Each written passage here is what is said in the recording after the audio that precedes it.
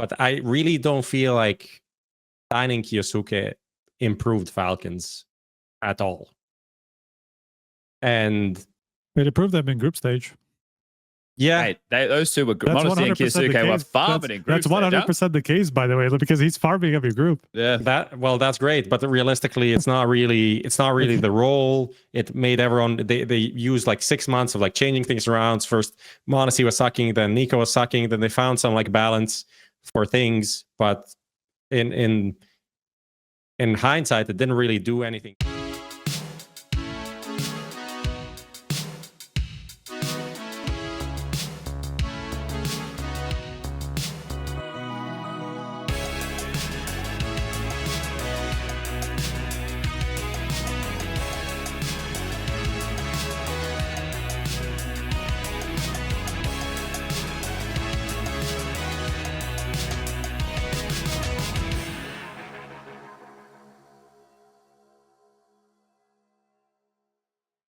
Ladies and gentlemen, boys and girls, Counter-Strike fans from across the globe, welcome back to another HLTV Confirmed, brought to you in conjunction with our partner, Stake. Remember to gamble responsibly. All right, we're back. We're late. This is Lucas's fault. It's like old school times. It's Lucas's fault. We can blame him for something here today. It's not the fact that I slept for 14 hours. That's a true statement, but also not the reason we're late. Last night, so yesterday, I flew back. It's not easy to get to Cluj. Let's just say that. Yeah. So I changed my flight. I left at 6 a.m. I went to Munich, where I had a 4.5, 5 hour layover. I then flew from Munich to Malta. I got home back to my place at about 3:30, and then did all the chores, did the laundry. The bag is still next to me because I have to pack for Stockholm. So I unpacked laundry, repacked new stuff, ordered food, cooked dinner. There's a storm while I was away. Something on the balcony broke. There was glass everywhere. The hot water unit's on the fucking. It's on the brink of destruction. There's water leaking out under the sink. My partner, when she left, she turned all the PowerPoints off, so the fucking internet wasn't working. And I was like, "What fucking PowerPoints did you turn off?" I didn't know which ones were off. It's just blowing my mind. And then I worked it all out. Went to bed at about 10:30, 11, on the couch by accident. Woke up at 4 a.m. Went, "What the fuck?" Staggered to bed. Then woke up at 10 a.m. and was like, fuck it, I'm sleeping till 12. So I got about 14 hours sleep. Quite happy with that. And the longest sleep I've had in a long time. But my whoop fell off, so I don't even have it recorded. So that's a little bit unfortunate. So it's practically you didn't sleep at all. It didn't happen. What's up with the whoop at the epidemic in the fucking talent space? Everyone has It's not them. that. Look at all the Vitality players. They're all rocking them. Fucking Mezzi and everyone's. People just want to know, when have I slept bad? The feeling's not enough these days, Prof. We need data. If you're not being told by an app that you wear on your wrist that you slept poorly, how would you know? I also got on that now. I just got a new watch as well. Well, I didn't have that one, but I saw some tweet the other day. It's going to take 1 minute to read, but I'll read it anyway. This just sums up how I feel about this and many other things. Wake up. 8 hours of sleep gives me 72 out of 100 sleep score. Brush teeth with my Oral-B IO, only 64% coverage. Step on Withing scale, body composition down 0.3%. Whoop says recovery 41%. Sit on the toilet. Vivo analyzes my urine in real time, 6.2 pH, suboptimal. Aura Ring says my HRV dropped while I was pooping. Open Levels app, glucose spiked from looking at a banana. Get in my Tesla, safety score dropped to 94 because I brake too hard. Arrive at work, manager says my productivity score is in the 38th percentile. Go home, 8 hours sleep, starts cooling my bed 7:43 p.m. without asking. Lie in the dark, wondering what my existential dread score is. Apple Watch taps my wrist. It seems like you're having a hard time. Breathe.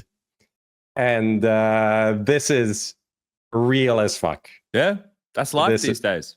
There was no mention of social media in there either. So that bro didn't even blast himself with the worst things to ever happen in humanity first thing after waking up. Like what is he even trying to live, numbers? Rookie numbers, absolutely. Just a quick one as well for everybody who's tuning in. I understand we started late, but we have to finish at 4 p.m. on the nose. I have a meeting that I have to go to, so we'll be doing a little bit less time today. Did we say thank you to the sponsors? I don't know. Yeah. Okay, we did that. The sponsor. Yes. Only one gets mentioned. The other one's a code word that lives in the ethereal being that is cyberspace. All right, let's get into it, shall we? Talk about beans. The magical fruit. All right, let's go, shall we? Let's begin. Kicking things off with some news around PassionUA. So this one was a little bit of a, I don't want to call it a bombshell, but it was from out of left field. No, I didn't think too much I didn't know anything was going on there. I'm not in the trenches like Striker. Yeah. But when I was talking about this on Talking Counter, I was under the impression Nix would be the man going. So it's obviously Grim, who is getting replaced by Senzu, and Try replaced Halzerk. They played this Imperium Cup. Roman Not Imperium. With Senzu yet, though. Yes, with Grim still there. Grim is rumored to be going to NRG. Nothing about Halzerk, though. Do we know anything about Halzerk, Striker? No, nothing that I've heard that he's going. Yeah, nothing at all. Okay. And then who's Grim meant to be replacing on NRG? Is it George? Oh, I don't know that either, actually. But I'm very uninformed this week. It was quite a out of nowhere story. It's kind of a wild story. It is two great, like Senzu, great player. Try, pretty good player. Had some ups and had a super early breakout and a bit of a down. But he's still definitely up there as on the radar of top teams, I would say, sub top teams out of the top 5. I think it's seen as a lateral move, though, like from a PassionUA perspective. Like, yeah, I think it's more of a. I wouldn't say it's a lateral, more like a risky move. There's a high upside, high downside. But we had an interview because Mira went to the Roman Imperium Cup and he spoke to TC, and I read through that and I was like, why is this not the headline? Because we kind of buried the headline where they say the reason why they got Senzu is because NRG approached Grim first to pick him up. And then Grim was like, yeah, I actually like this. So that's why the opportunity to get Senzu went up. Well, obviously some transfer fees and stuff like that. And then it again makes sense why Senzu is on loan. Because, yeah, they just need a player and this is something they can try out, right? And it kind of works out for both sides with TC at least saying that, you know, Grim was looking to be more an NA, and PassionUA, even though they're competing as an America's team for the RMRs, like the major qualification cycle, they are in Europe, right? JT, TC, JT living in Poland, I presume TC as well. So they're just based there, and Grim is like, you know, I'd be like FlyQuest, right? Yeah. I'd vibe with being more in the US, and I don't know how everything happened. I guess we'll find out more over the coming weeks or whatever. But that was the first thing that then made the rest fall in place. Maybe that allowed them to have more of a budget to maybe get Try, or the whole thing about why getting Try over Halzerk, not really something TC spoke about. Is just like, you know, this guy is pretty good. He's very vocal. We want to try him. Have to do it regionally for the region, though, right? Yeah, otherwise, they'll no longer be America's. Yeah, that kind of helped the whole case. Well, that's important, right? So people at home, we've got JT from South Africa. We've got Nix from the USA. Then you've got Try from Argentina. You got Senzu, who would be from Mongolia, so the Asia region, and then Kavem as a European from Ukraine, right? So they have this really weird balance of things in that team. But essentially, because of the Try being from South America, Nix being from North America, and then the way that it defaults with JT's regional I don't know the exact terminology. It essentially defaults to the weaker region of the rest of the leftovers. So that's kind of where it went. Whereas if there was another Asian player, you know, then it could default to Asia if there was Senzu plus in it. Yeah. So, but in this case, it stays in the Americas. Yeah, it was interesting to hear from TC, who said, like, yeah, we did look for changes in the offseason. We didn't really find anything that made sense to us. I did hear they were looking for Halzerk replacements in the offseason. Yeah. I did hear that. I guess this kind of forced their move to set him forced their hand to a bit. Now, right now, just so everyone's aware of their ranking, they are 7th as far as the Americas are concerned, and it's 10 from the Americas, right? Yes. They qualify for the next major. So I wouldn't say they're in trouble, but they could, like, you would expect this team to maybe be higher than where they are when teams above them are like MIBR, who have been farming regionally, or Legacy, who's on a downturn and just brought Art in as an in-game leader, Or they're not even above them, I think, at this point, Legacy, actually. So it's kind of, they're indeed in quite a bit of danger, to be honest, just because of, also because of there's like 2 Brazilian LANs happening until then, right? So they're definitely under pressure now. Well, this is the thing. So they like in a spot where they're going to have to get their points the harder way, Passion, right? Like they're going to be playing in these smaller European events, which we're going to get into it in a second, but that's where you're going to have tougher opponents, right? These aren't going to be as easy beats as it would be if it was in an Asia region or the USA or in the Americas, right? So, yeah, but overall, I guess when you guys see the roster, Striker, you look at this, you see Try, you see Senzu. Obviously, we don't know how Senzu's English is going to be rough. We know that. Yeah, that's going to be the big question mark for me. Does your expectation grow? Does it diminish? Does it become more curious? Are you more interested in this team? What do you feel? I'm definitely more interested just because it felt like PassionUA were never really moving up or down. They just felt very stagnant for quite a long period of time, where they were just one of these cusp teams that would occasionally take some better team down, but it would be very rare, and generally they would just stay around the top 20 to 30 level, right? And not never really like significantly outperform expectations. I do think that the ceiling is potentially higher with Senzu, just because I do believe he's a better player than Grim is. But it does, you pretty much nailed it. It comes with so many question marks around Senzu's English, the communication part of it. The other side, I don't necessarily change that. I don't think it would necessarily change that much. I think Try looked like he had a better maybe more stability than Halzark did, because Halzark was very inconsistent, just quite high highs, but also bad lows in this team. And I think Try is a bit more stable in that sense. And I think that's just something that you're looking for more out of your operas these days than, high peaks and then bad lows as well. I feel they're losing their hype with these changes though, right? Like they're one of those teams that get pretty fired up. And, whether or not that's a thing that people care about or not, like taking Halzark out, a guy who would definitely be getting stuck in both directions, right? Because what you're talking about with his inconsistencies, you'd see he was the guy to punch his leg. He was the guy to go, bah! So like obviously he would show his emotions, whereas Try is always a bit more reserved. Senzu's part of the Mongols who, when I'm watching them, it doesn't even look like they communicate. I think they must be doing it through some fucking mind meld.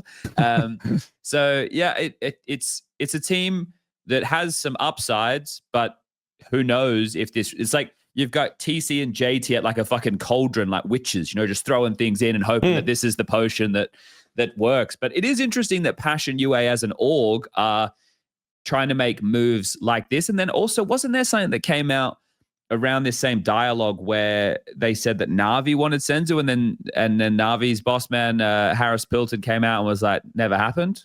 Yeah, they didn't quite. It's not like, it's just one of those situations where you're just going to throw out questions to everybody who seems available, right? And then you see what comes out of it, and then you decide whether you want that guy or not. Something that Blade actually talked about in my interview with him at the beginning of Cluj was exactly that. Just like you start exploring long before the major, because if you let it go to the major, then it's already too late for a lot of the players who will decide their futures, right? And you just throw out a lot of exploration talks, right? And find out what the price could be, whether they could be available.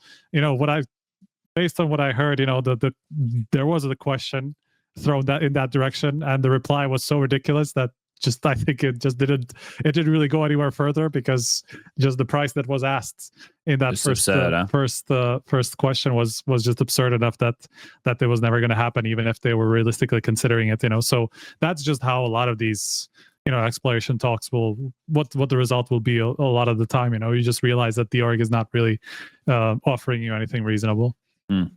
Okay. But the headline is PassionUA CEO on Senzu. There are rumors about what Na'Vi were willing to spend, and we agreed with Mongols on a slightly higher sum. That for a loan. Yeah. Well, that's it. But a loan would be a short. Yeah, that doesn't make a lot of sense, because Na'Vi would never get some guy on a loan. They've never really done that before. So yeah. So maybe PassionUA is paying a higher salary, but lower overall, right? But they didn't pay a buyout, right? Yeah, they didn't buy him actually. So it sounds a bit sus, and it wasn't Harris Pilton, it was Ami. That came out with a refutal of these claims. Gotta get my facts straight. Well, the fact is, we'll see PassionUA play in 5 days' time, 6 days' time. They'll be playing on the 1st, which is Sunday. Right? Yeah, it'll be online. We'll get more into how shit that's going to be later, but we'll save that for now. Okay. Just last thing on them. It was obviously Senzu wasn't here due to some personal stuff, they said, and there might be some additional like visa issues or whatever for the foreseeable future in terms of these like VRS LANs or whatever that they could play. So it seemed like TC was not super. He wasn't super optimistic that they would play a lot before the major cutoff. So it increases the importance. We don't know. Maybe it turns out fine, but there was just a bit of something in the air there where it wasn't really clear how much they would be able to play, at least with the and they can't play a lot without Senzu, otherwise they're going to fuck themselves for the major, right? They need to play 5 games. So there's some worries for them, but hopefully they can figure it out. Okay. All right. Well, we'll keep our eyes on that. So jumping into a bit of a news that is feeding into this discourse, because we were just talking about some of those smaller LANs. There was the Istanbul LAN and there was the Imperium Cup, the Roman Imperium Cup that we were just discussing. I think the only reason I bring this up is obviously we know the cutoff date is April 6th and there's going to be more and more of these events. So it's just a moment to check in. I thought what was interesting was both of the grand finals of both of those events was the same 2 teams, just with different results from one to the other. It was Gentlemates versus Hotu. First time round, Gentlemates got the better of them. Next time round, Hotu got the better of them. And then if people go to HLTV, where you can look at the rankings, and you just hit the Valve ranking, and then you can hit for Europe, right? We're looking for, it's top 17, right? It's top 17 for the, yes. So just have a look at the top 17. So right now, Hotu are 17th, Gentlemates are 13th. So this is obviously taking your Furias out, your Mongols out, right? It's taking those teams out. Yeah, even if you go into the Cologne, like the VRS invites tab, the Cologne major has just been updated like regionally, so it just now shows properly. Hotu are now projected to end 18th. Obviously, you know, this is something that is just like very, very preliminary, just because, as you said, there's going to be like 10 other LANs coming up until then, where a lot of the teams that are just below that or around that are going to be peak competing. So, but obviously put themselves in a decent spot for the moment. But just so people are aware, when Striker says finishing 18th, he means 18th globally, right? Yes. Which would so 16th in Europe. Sorry. Yeah. No, I think it's just like you know, you can break it up into just the region, or you can look at it with the overall or everything like that. So just so people know that, those are available. And there's going to be more of these LANs happening, right? Draculan is right now happening. It's non-stop. It's every fucking day. There's the Airport Masters as well. There's the Copenhagen Game Week first. Now there's the the first parking challenger where BCG already got eliminated, where I think Gamer Legion, Sinners, and Illwill are in the top 3 now. I think Illwill and Sinners are playing now. And then Gamer Legion are ready into the final. So yeah, this is effectively not going to stop until a month and a week from now when the Cologne invites go out. So just wanted to add, it's interesting to look at the ranking now and where some teams are, just for reference, because you said like Gentlemates 13th, go to 17th right now, and then there's BetBoom, Monty, Liquid in between that, and then after that it's Bait, 3D Max, who are behind Hotu currently. Bait dropped so quick, didn't they? Yeah. Like Bait were like starting the year within the like top 10 or something, and now they're 18th. Like 3D Max as well plummeting. Heroic, obviously. And IP is outside of that.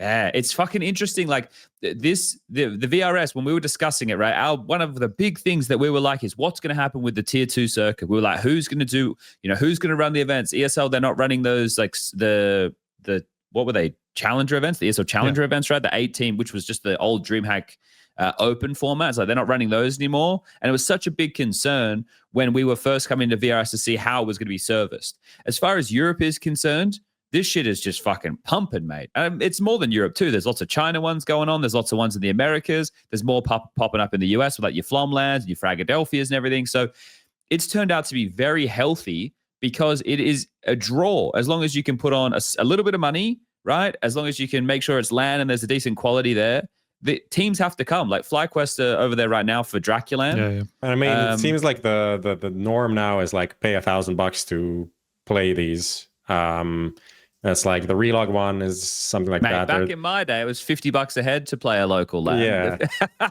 it's a bit different now. You don't need to actually bring your PC, you know. So there's some stuff that goes into that, but there's a bit of, you know, you get 16 teams, that's 16K. That's something, you know, and it also, you know, doesn't, I don't want to say ensures that someone's going to show up, but it gives a good indication that teams are actually going to show up if you need to pay like a decent amount of money, right? I know it costs a good amount of money to go to something like this EWC Open qualifier that's going to take place, right? To go to Saudi Arabia from anywhere in the world is not going to be cheap. But with the way that these smaller LANs are trending, what do you guys think is going to happen with that one? Because there's 128 teams. You know, Saudi's going to throw the money at it so that like the quality of the PCs and the setup is going to be mental, right? Like, how many teams do you? This should be a what are the odds? We should do this as a what are the odds in the future. Like we can do it at the beginning of the season, I guess, because that's going to be the first event or second event out of the season or something, right? So because imagine even if we get it's allowed to be 128. Imagine if we even get 64 teams. I think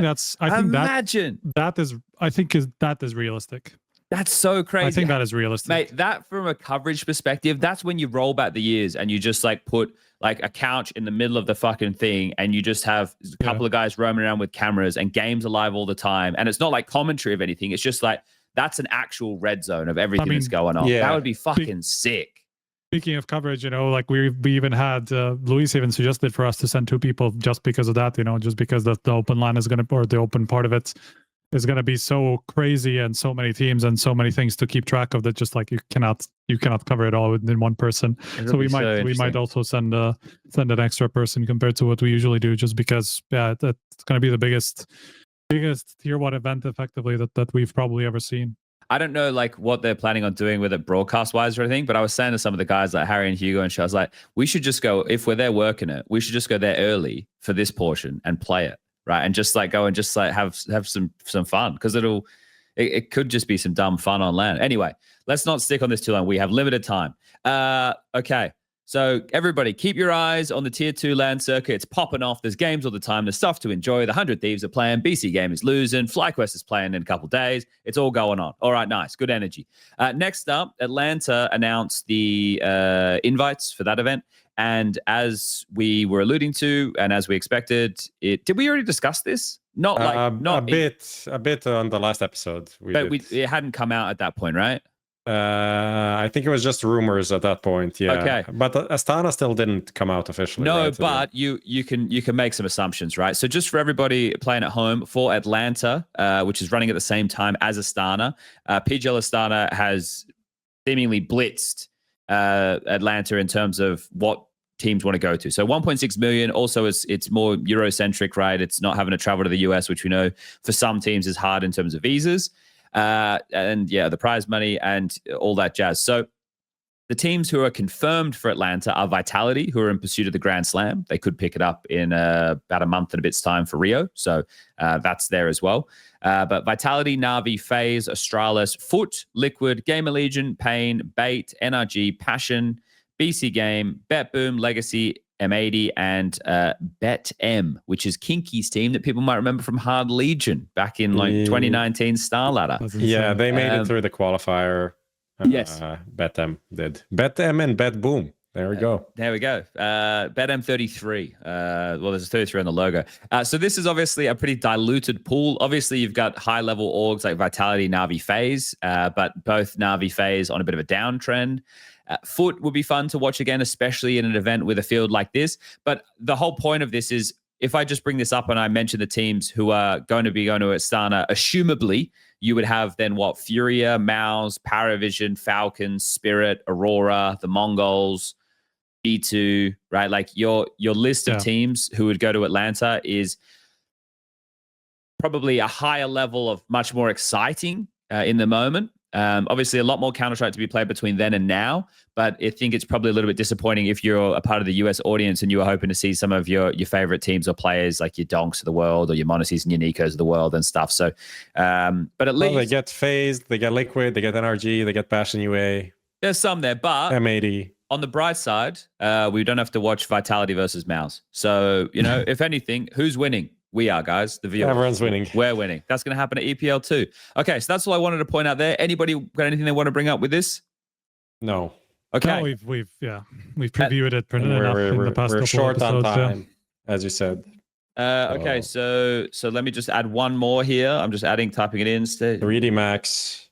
What? No. Well, we can do that too. We can talk We about can also 3D do that Max in the later. Cluj wrap. Yeah. Yeah. What I wanted to, I've just done it. I've just changed the bar. IEM Cologne Stage 3 best of threes. So I saw some discourse about this. Some people, first of all, can't read because I saw a post like the major has no more best of ones. And now, if you only Well, it depends on what you consider the major. Exactly.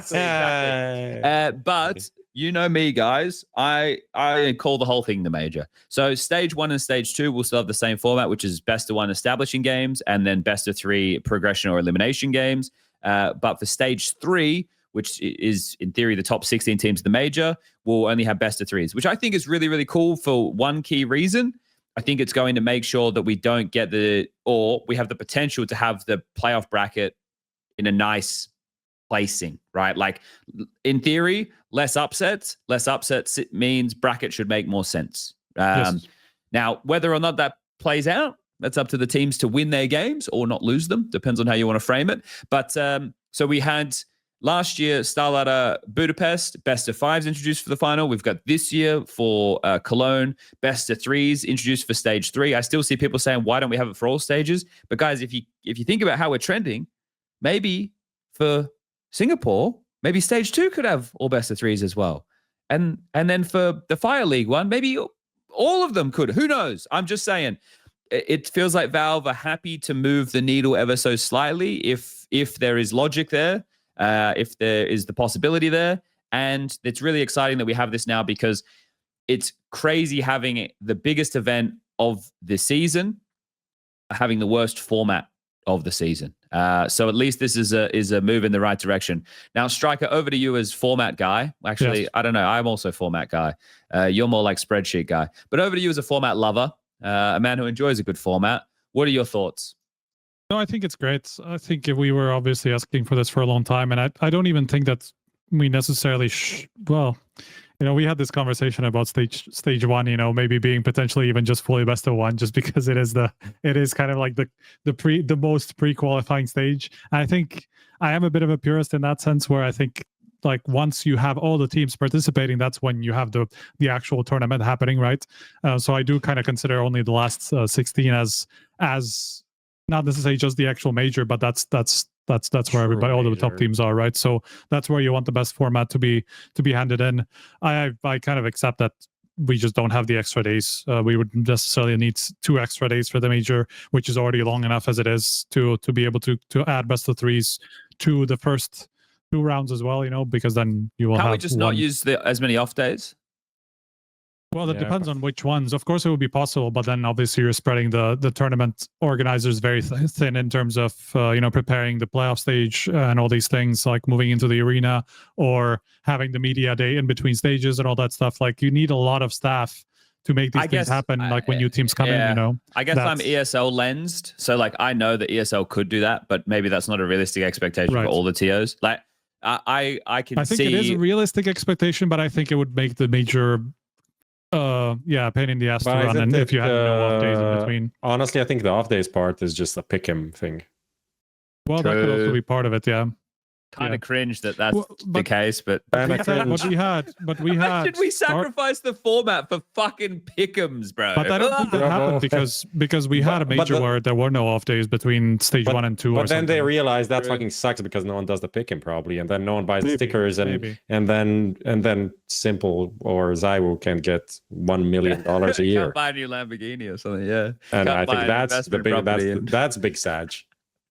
Yeah.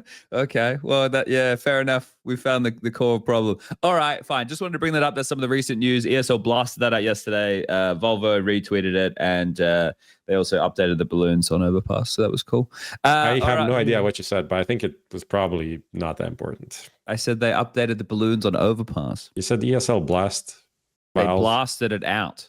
They tweeted to the world about the change. ESL blasted it out yesterday, right? Like they got their social media finger guns and they went beep, boop, boop, boop, boop, boop, boop, and then they send it to the universe. Right? That's how that works. All right, top comment, Prof. Hit it. Oh, okay. Just give me 1 second to I didn't open the thing. Time. Top comment presented by Steak. As always, every week, top comment on our previous VOD. Gets rewarded by our partner Stake, who is also partner Vitality, with a Vitality jersey, which has a big Stake logo on it.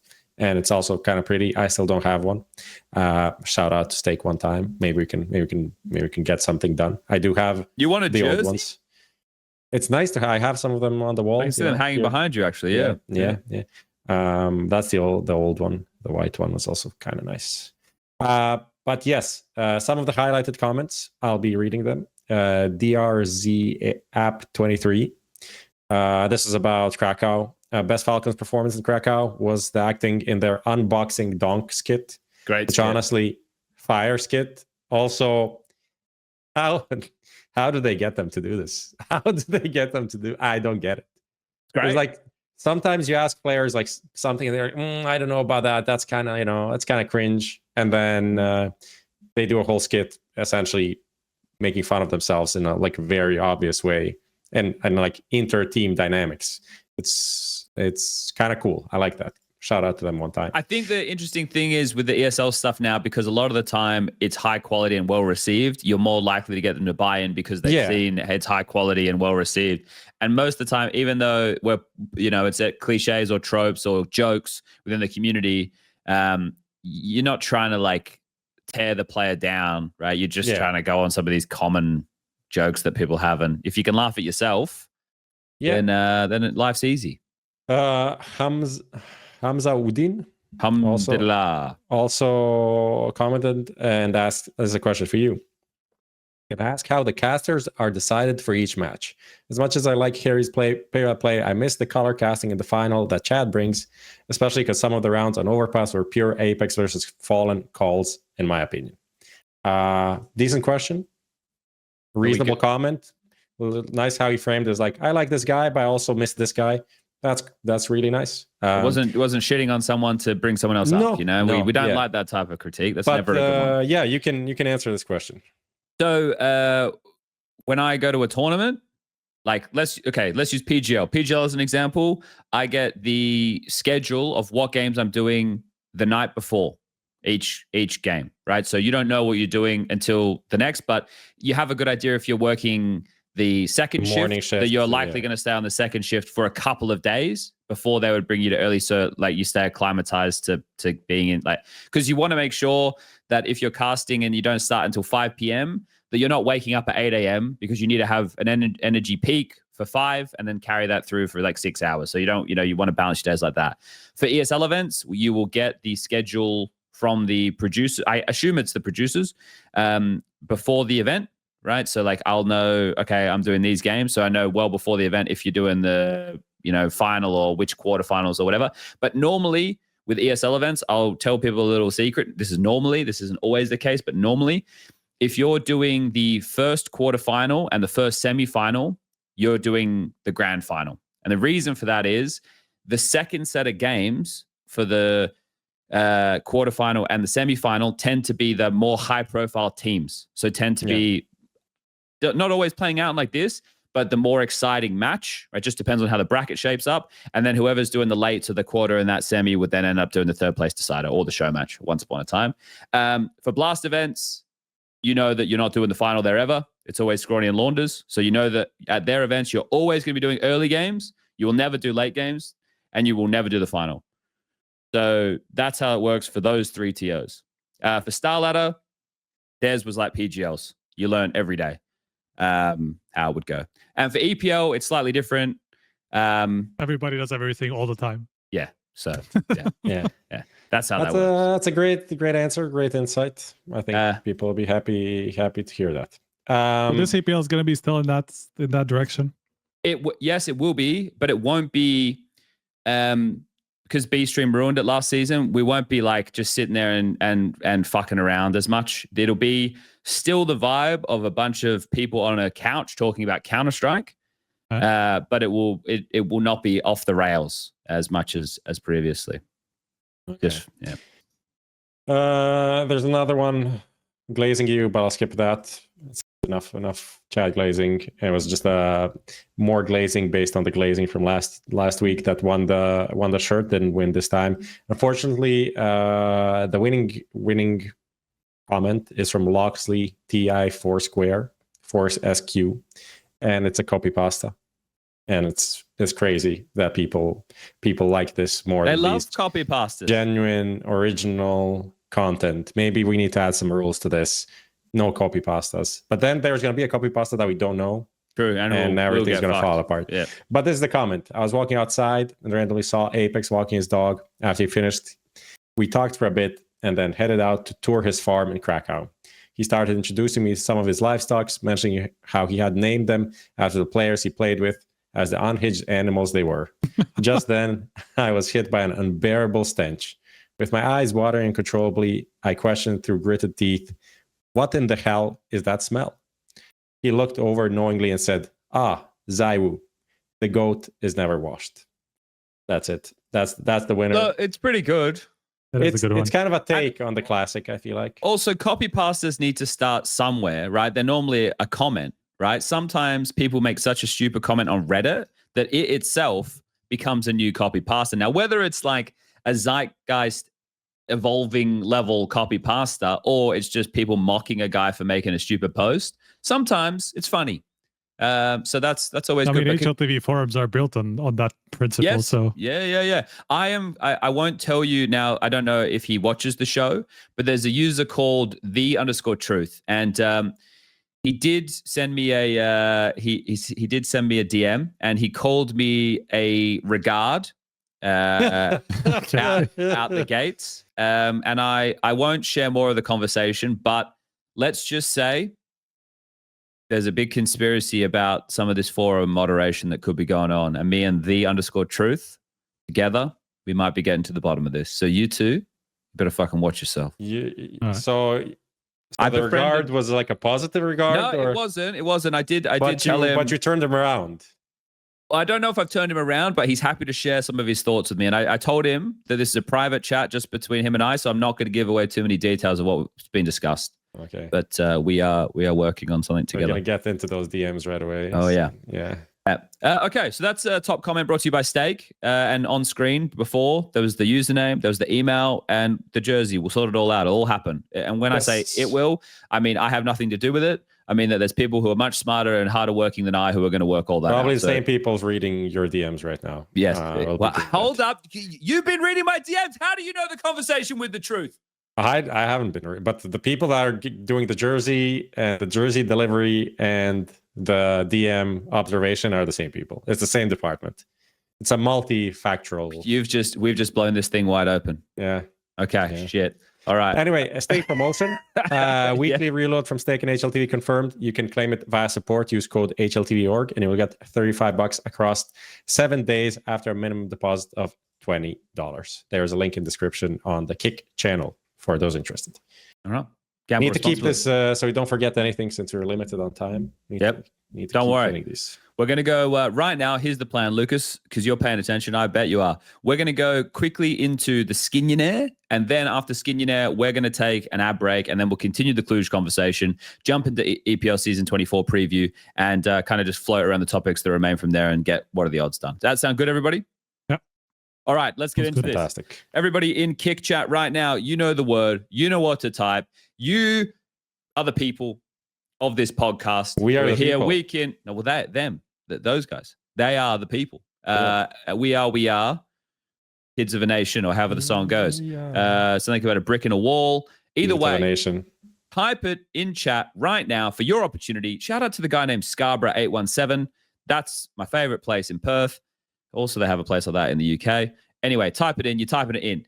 5 questions, multiple choice. Every question correct moves the slider up. $50 grand prize to one lucky winner who types the code word in chat right now. That's your raffle ticket. That's your way to win. Step right up as Prof and Striker are going to take this on. All right. Let's get into it. Question numero uno. Means number 1. During Vitality's first trophy of 2025, what was the map score in the final versus Spirit? 3-0, 3-1, 3-2. 3-0. I'm pretty sure it was 3-0. Prof, do you want to assist him? I don't remember. I think it was a stomp. I think it was a 3-0. Would you like me to lock it in? Do it. I'm happy enough. Locking in 3-0. Correct answer is 3-0. Let me just bring it up right here. I'm not so prepared right now. Katowice final. It was a 3-0. Yes, it was 13-6, 13-5, 13-11. It was a stomp. So just so people are aware, this Skinionaire is about vitality because they're back in their era and they just want another trophy. So that's what this is about, right? So just some little things across their run. For the rest of the year is going to be about because there's more coming. But they're not playing the next event, so we don't need to worry about them there. But I just thought we would take a look at some of the things that have happened over the last 12 and a bit months with vitality through the questions today. So I should have framed that first. But yes, a 3-0, and it was over Spirit, who were the previous major champions coming into 2025. And yes, the reigning champions of Katowice. Okay, question number 2. Which team broke their 37 best-of-3, best-of-5 series win streak? Was it Falcons, Spirit, or MOUZ? Oh, MOUZ. Right? I'm the host, guys. What tournament? I mean, Cologne, no? Best-of-3 was... Yeah. I mean, so best-of-1 was Legacy, but best-of-3 was... Yeah, they didn't lose another game in the major. That was the first event out of the season. They didn't lose anything in groups. It was MOUZ. Looking in C, MOUZ. The correct answer is MOUZ. 37 best-of-3, best-of-5. Obviously, Legacy broke the win streak in the best-of-1, but it was the mighty MOUZ, not the Mickey Mouse, who took them down in that one there. Not the one we saw in Cluj. Yeah. Okay. Question number 3. We're 2 from 2. Who were the first team to beat Vitality twice? Was it A, Falcons, B, the Mongols, C, MOUZ? It was Mongols, no? Mongols, EWC? Yes. And then the next event after that, I think they beat them again, I want to say. I think it was Mongols, yeah. Where the EWC to Chengdu to not Shanghai, but Hong Kong. Wait, so in so because they lost to MOUZ in it was all Cologne, semifinals, but they also lost to MOUZ in the Chengdu groups. The Falcons Falcons beat them in the 3rd place decider at the EWC, and then again in I don't know Hong where they Kong. Beat them again. Hong Kong. It's Mongols or MOUZ. Go for it. I don't know. I'm not 100% sure. Go for what you're saying. I'll go for MOUZ. Okay. Do you MOUZ or Mongols? MOUZ.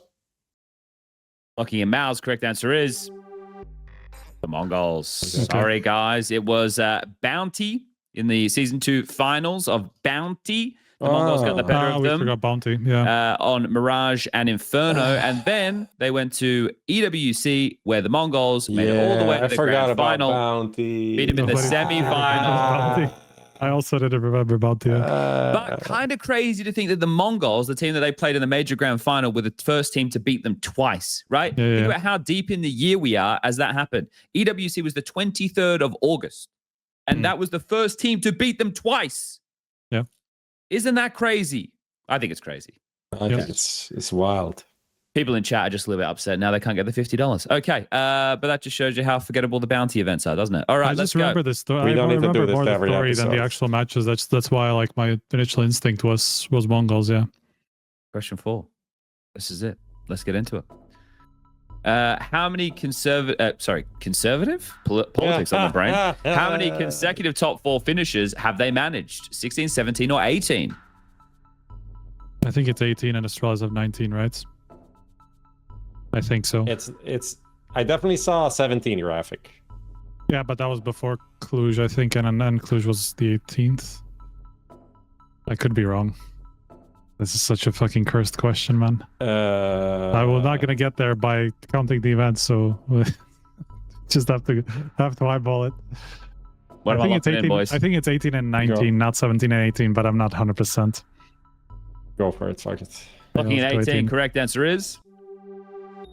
Ding, ding, ding, ding. Yes, one more. Now, they won't be at EPL, but they will be in Rotterdam. If they get top 4 there, they will tie Astralis' longest record because Astralis have 3 of them. 3. Yeah, I think there's one that's 11 and one that's 10. MOUZ is at, was it 14 or something like that?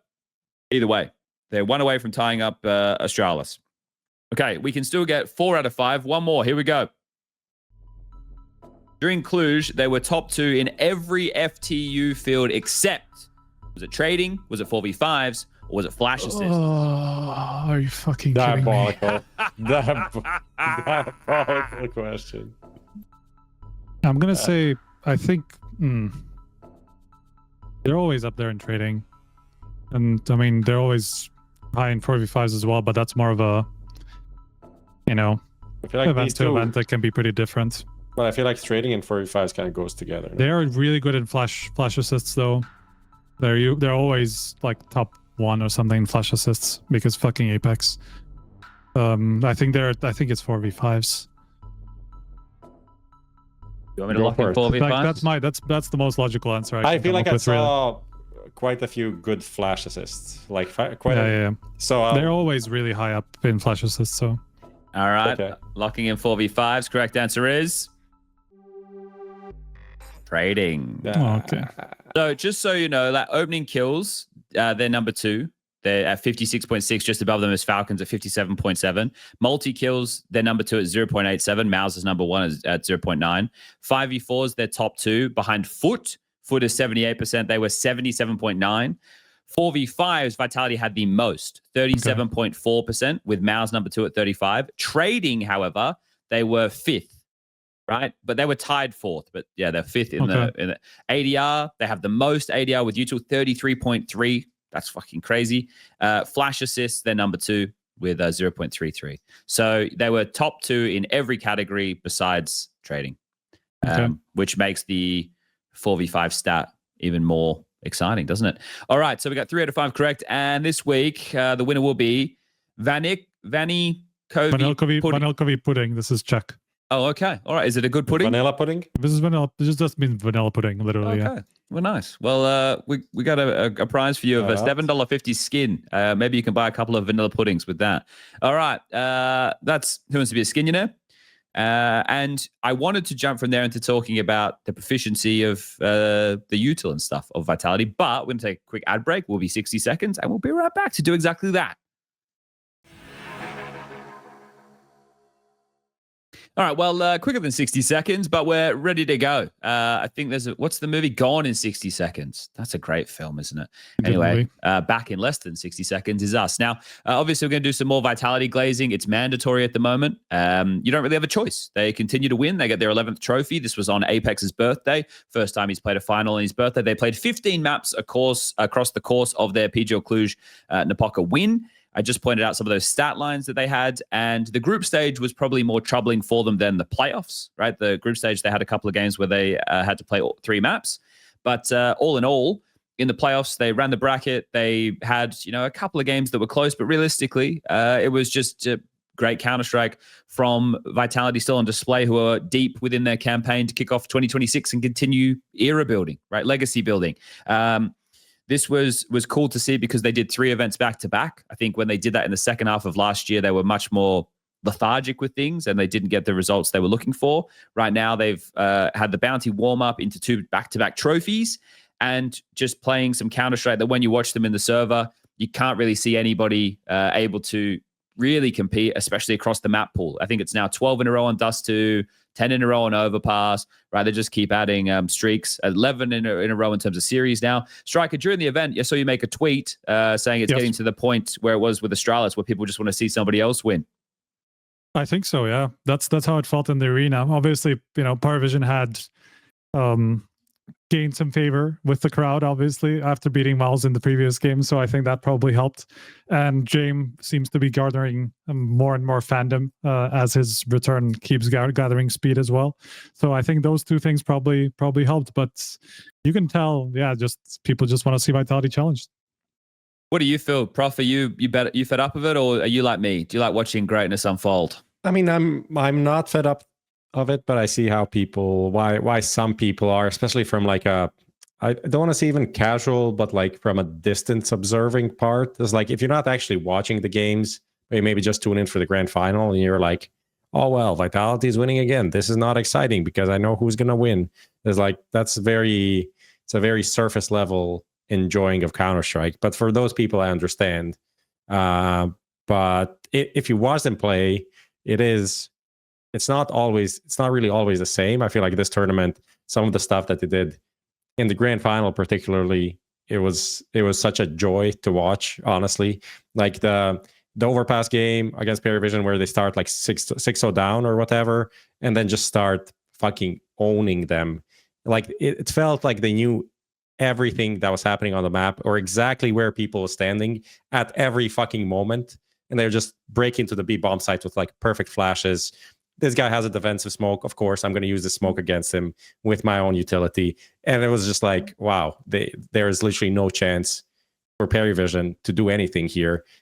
But I find that enjoyable. Like that's enjoyable to watch. I think when you look at all those details, right, like either what you're talking about, how they were exposing them with U2, or like how every single peak that there's a flash, there's teamwork, even in situations where you're thinking, oh, they're in a 1v3, but there's still a flash. Like there's still the team play that's there. Even in the group stage, there was this one game they had where they were retaking B, and both of them had to rotate vents. So Mezzi runs to make secret noise to pull the vent guy who was holding. So Flamesy drops in and kills the vent guy. Like that, for me, I should have clipped that actually. That was so good. Like those level of team play out of Vitality. And I get that people are like, oh, the results are given. But think about how they won some of the finals last year that were close, or they had to battle back into, and they were a bit more touch and go. And then compare that to the way they took care of business here. It's like, it felt like they leveled up from that. Like they're so well prepared. They continue to push the agenda. I actually wanted to do some Skybox stuff to maybe show some of the things that you were talking about there, Prof, with the U2. I'm going to share my screen, Lucas. I can fill for just, I mean, I think what shows this better than anything is that round that they actually lost the Ninja Diffuse to Jame, and the voice comms that came out from that, where Apex is like hunting for Jame, and they went into this game knowing that this is not just about planting the bomb and winning the round, because like half of the game is the economy and what Jame does in lost rounds, right? And then making you uncomfortable and following things, and knowing how important that is, and him being like, you know, I'm doing this, you guys are here, check Arch and library. Nobody checks Arch. And no one checks Arch, and then they lose it. But the amount of detail in communication in the save moment, when the round is already won, and in some later round when they're like, Jame is saving on B, or someone else on B on Inferno, and they're like 3 guys executing onto him, like jiggle peeking, throwing a perfect flash to like get that one rifle out of the next round. That level of like, we are locked in is great to watch. It's great to watch. It's just continuing to add to their legacy at this moment. Now, this is the stuff I just want to show just quickly. Now, I think for PARIVISION, this will serve as a very big learning experience because they still are a young team. But just so people can see, let me just make sure I bring up the right screen. Okay, so you take a look here. So I've gone PARIVISION. I picked Overpass. That was the first map of the series. CT side, obviously that's where they started. I've just done the last 5 matches, and it's full gun round versus full gun round. Now, check this out. Now, this is only over the last 5. I could expand this, and you will see that these positions do not change. Watch this. Watch the way that BELCHONOKK approaches B bomb site. Okay, so he's either going to start wood, right? Or he's going to start barrels. Okay? So, like, this here is an anomaly in whatever round, but that's where he's going to start. Now, watch this. If I go turn him off and I turn Noda on, look where Noda's going to start. He's always going to throw this molly and the door nade, or at least more often than not, right? He's going to, once he's in, he's going to play one of 3 positions. He's going to take the ramp, he's going to take the pillar, or he's going to take wood. Now, watch this. This is how easy it will have been for fucking Apex and Co to counter-strat this. If I click on, so one thing you can do in Skybox Edge, if I click on Noda here, watch this. I click on him here. Now it'll show the round. So now you can see, okay, if Noda's ramp, BELCHONOKK's wood. All right. Let's go back to the multi-round. Let me pick another one where Noda's standing here. Let me go this guy. Okay, look, like BELCHONOKK's wood again. Same setups all the time, yeah. So if I go, okay, let's pick one when he's wood. All right, so let's go now. Noda's wood, BELCHONOKK's with him. Okay, we can do this until the cows come home. I can do it the other way. I can go, all right, so we'll pick BELCHONOKK. When BELCHONOKK is barrels, Noda pillar. But this is around where they're stacking. They're starting 4B, right? So a lot of this time, you can see it's the same positions almost every round. You can see that there is someone who is either going to be playing wood, barrels, ramp, pillar, or here. And like that seems like a lot of spots, but not when we do this. So Lucas, I'm going to quickly stop sharing and then start resharing again in a second. So I'm going to hit stop share. I'm going to go back here. I'm going to go reshare. I'm going to go this one. So now this here that's on the screen is from that very game. So check out the first, this isn't the first gun round, but this is the first one where they have everything. So if we look over towards B, those setups we were just discussing, right? Look, wood, pillar, barrels. Now watch this. Molly barrels. HE wood. Bam, dead. Here, look. Watch this. Dead. Okay. Next round. Playing out, playing out. Oh, look at the setup, guys. Now watch the util. Here comes the nades. Rups is going to nade wood. I can speed this up. Nade for wood. Apex comes back. Nade for wood. Now he's low. He pivots. Mezzi catches it with a nade. This one is perfect. This one is insane. Yeah. So we got it again here as well. Come over to B. Same setup. Wood. Right? Okay. Nading. Okay, now Apex is lining up this molly. Watch this. Like, these guys can't stand. Look! They can't stand anywhere. They cannot stand anywhere. They're either mollied, HE'd, whatever, everywhere. Oh, shit. Don't do that. So that's all I wanted to show, is just how easy it was for Vitality to counter them. And that's with nades, guys. That they didn't even have to like shoot them, right? That's how good it was. I will say usually teams will not give this up so easily. You know, it's not going to be so easy for you to, because they'll have like some of these rounds where they go on the aggression, you know, like maybe they will push that monster smoke, you know, just catch you off guard in like key situations, so that you can't just always, you know, do the same utility and you'll catch somebody almost every time, right? But obviously, you know, this is the power of prep against a team that maybe doesn't have a lot of experience yet. Exactly. I think it comes down to the experience factor, right? Like, you're going to get put under the microscope, so your positions that are comfortable and fundamentally sound are going to be exploited. And a team who knows that they're going to have the room, like Vitality, are going to exploit it. That right there just shows you they've gone into that. And I was sitting next to Mezzi on the plane. I know they did that. He told me. He said they just went and looked at their positions, right? That's it. Like, so... like, that's how they got exploited so badly with util on overpass. Just the same positions, and you could see they stand in the same 4 or 5 positions, and you can tell what setups they're doing based off of where the players are. So that's a hard lesson. I think that as much as overpass showed that, I feel like Dust 2 and Inferno showed kind of the other side of Vitality, where even if you do catch them in the wrong positions, or if you just predict properly like where they're going to be, sometimes their individuals are just too good to overpower. Like on Dust 2, they actually picked something like 4 rounds correctly where they were doing the B split, where there were 3 guys A and 2 guys on B, right? Apex gets a double through a smoke, first of all. I mean, that's kind of lucky, obviously. He saw the guy like jumping over and that's still got lucky with the collateral. Yeah. But that's like one round that just went out of, like, that's why they went 5-0 or something. Next round, Mezzi does the thing where he gets a quad kill alone on B side, you know, where he shouldn't get more than 2 there at most. He gets a 3K later as well. Yeah, and then he has a 3K where they try to push the smoke on the timing, right? And just like, what can you even do? Like, you know that there are going to be only 2 guys in the site, and you still can't catch them, you know. And then Inferno, obviously, they're down 7-11. ZywOo does the fucking ridiculous 1v2. There's another clutch the next round, another clutch the next round, like a 2v4 to get it to overtime, right? Or not even to get it to overtime, where they had 12-11.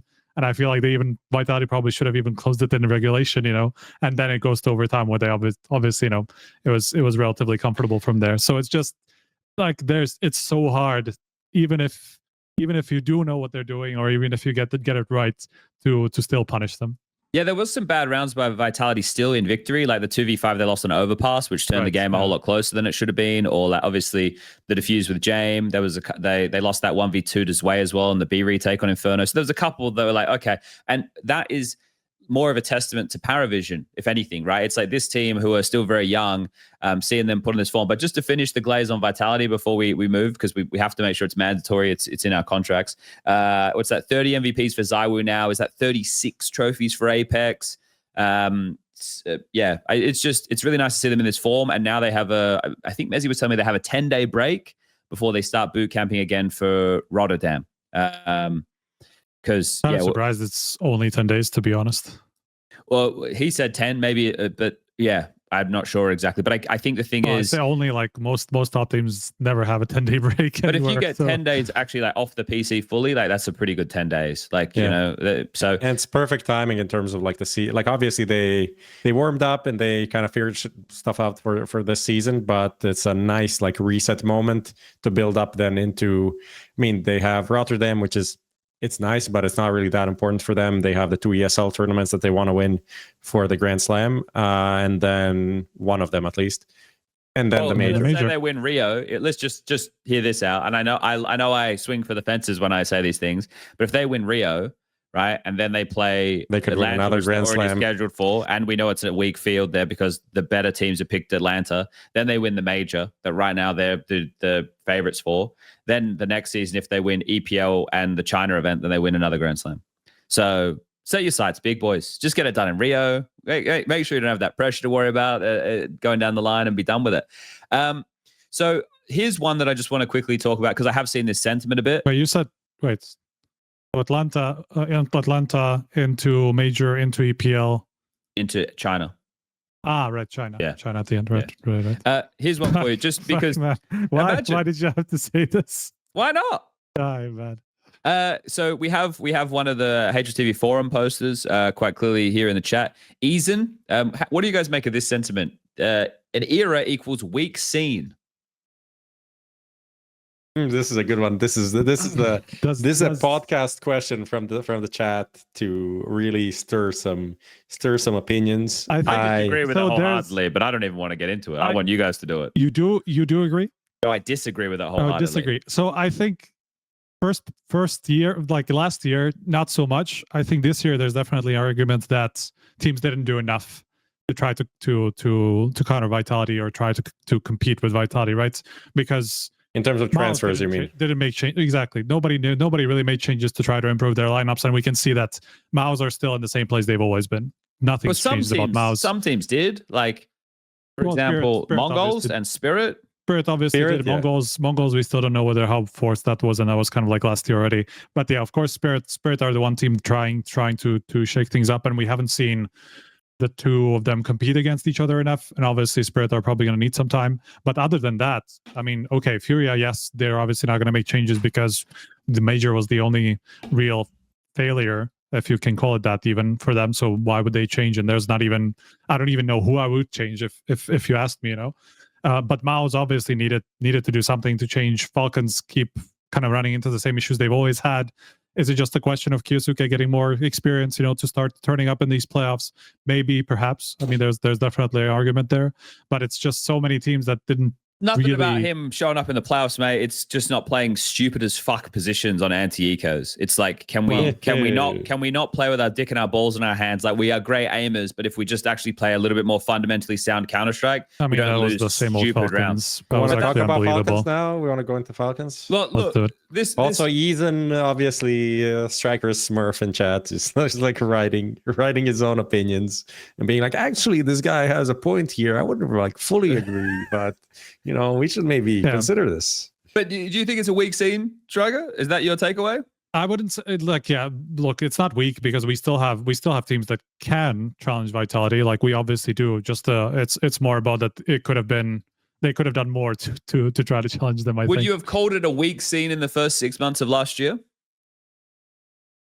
I would have to think back what the teams looked like again. I don't see why, because Falcons obviously made a lot of changes to bring the fights to whoever, you know. At the time we didn't expect Vitality to be what they did, right? And they did bring the fight to Vitality, and a lot of the finals they won, you know, as you said, were super close. So was it really weak scene when all of the tournaments Vitality could have lost by 3 rounds or something like that? Not really, right? So I don't think so. It's like when I watch Vitality play, it's because they're doing everything perfect. It's not like they're not just getting away with shit. Like, they're not just going into the server and defaulting like prime NIP because everyone else were fucking bots and didn't understand like how to do map control. And right, like your opinion on this is you know, I was one of those relevant bots. Because you're on that server. Bots, right. Vitality in the modern game are going up against Counter-Strike teams who have the most resources and money at any point in human history. There is more support staff now than there ever was fucking combined from 2015 to probably 2020. And then you have the idea of the amount of money and time that's being spent, which is more now than then by any margin, right? Like there might be more at the major now. There might be more salaried staff than there was salaried players in 2014. Yes. Yeah. Like And I'm sitting here glazing Vitality for doing the details right of Counter-Strike, that the fundamentals of Counter-Strike has been built on forever. And that's the mastery that you would hope that everybody can get to, but it's not that easy. I mean, it's kind of incredible, you know, when we were watching Falcons, even like there were so many situations where just somebody doesn't want to go first and somebody doesn't want, or somebody goes too far ahead of the pack and just like there's no trading, you know. And then you watch Vitality where fucking in an anti-eco Flamesy, like they do this long push on overpass, like as a tripling up basically, and there's like a double setup in toilets against them. Flamesy literally jumps on top of the bench. He waits exactly the right 2 seconds where he knows there's a guy right behind him to be able to peek all together as he jumps over the toilet entrance, you know. And like they do, it's just one situation that I just paid attention at the moment, but they literally peek this way everything. They're playing the situations perfect, right? And when they don't, also, like it's very, very rare that they don't as well. But that's it. That's what they're drilling, right? That's what this team are doing. They are refining all of the details of the game, and that is not easy to do, right? The fact they make it look easy, that's why they're so good, right? Is that they're playing to such a high level all the time, right? They're never phoning it in. They're the best goal setters that Counter-Strike's ever had. They are probably the best team of all time, understanding what the peaks and troughs are meant to look like. They are the most aware of their existence while in their existence than any Counter-Strike team has ever been. Yeah, but they also built the team to like absolute perfection from a role perspective as well, and in terms of how everything works together. Because obviously, then you compare it against. Obviously, Falcons is probably the best example, right? Who had to move everything around just to try to bring Kyosuke in. Then you have Furia, who had to make a lot of changes, you know, to bring Moldoy in and all these things. Like everybody kind of has to make concessions. Where Vitality is like, no, we will get the best. Obviously, you know, we have Zyro and you have a pretty big pool there, but we're just gonna get the best fucking specialist anchor / closer that there is in the entire CS scene, you know. It's like, that also, what can you even do against that? Also happened over time, right? Of course, none of it. It's not like, oh, they came in and it's like, oh, actually, this season we are suddenly the best team in the world. Like they were showing by the addition of Rops over Spinks, right? Like but also the Flames won over like after Dupree, right? But they also won a major with Spinks, right? Yeah. And Dupree. So it's not like they are just out of nowhere just becoming the best team in the world. Obviously, they have a player that now has the most #1 player of the world, you know, titles to his name. But even with that, they weren't, even that year when they won the major, they were the team of the year, but they weren't that consistent. They weren't that dominant, right? Yeah. So it needed like 2 more changes, and the right changes at the right time, and thinking proactively and being smart with, I mean, both Flamesy and Robs coming in for free, right? That's why the whole argument to me is so annoying, is like, so what if they have the perfect world for everything? These are not even players that were that hyped in the moment that they were signed. Flames was like, this is a prospective player. But even Robs that year in FaZe was kind of mid. He was on the downtrend for sure. He is a great player. But I think that was motivationally driven, don't you, Prof? Like, that's what I think. I think that he had lost faith in that team, and that's where his output became. We can say that, but it doesn't function properly, right? And that, like, he was going to be struggling. 18th that year, right? It's not like he was a top 7 player in the world or whatever. We knew he was good. Far from that, but it's not like they signed Nico to the team, you know. It's not like they signed Monacy to the team. It wasn't that level of signing. It was a huge signing, but it was like, okay, he's just a player for the role because everything else is already working. The whole thing is, it's good work pays off, I guess, in more way than one, because not just on the server. There's the whole approach to their signing has been just perfect, pretty much.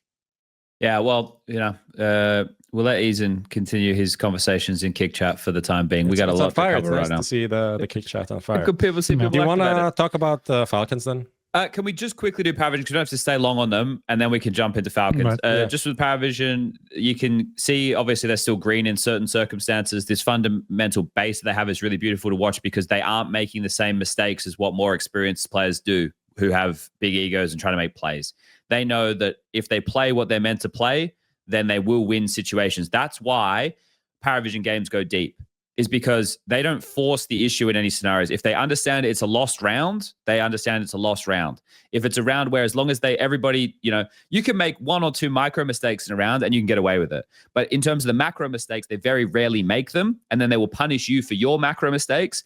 And we're seeing individuals, all of them now, have had moments in higher pressure games. It's good for them to get some stage experience here, where they've had individual moments of brilliance, where it shows the individual prowess of the players. So not only do they have a strong fundamental base, they have a nice ramp where available where, okay, the fundamental base in the macro game has put us here, but now it's gotten out of control and I have to get this sick double kill, or I need to get this moment, or it doesn't work, right? And if they continue to keep their ego low, which I think is what Dastan manages, and they understand that they can compete, which they should do now, right? They understand where they came from, the streets. They have beaten almost everybody in and around the top 10 besides Mongols, which they haven't played, and Vitality, which they played in a best of 5 grand final. Every other team they've beaten, right? So they are obviously a scary prospect who, again, I don't have the expectation they make the final of EPL immediately. That's not that expectation is not there. This is still learning stage. No, especially when you look at how the run, right? Because they played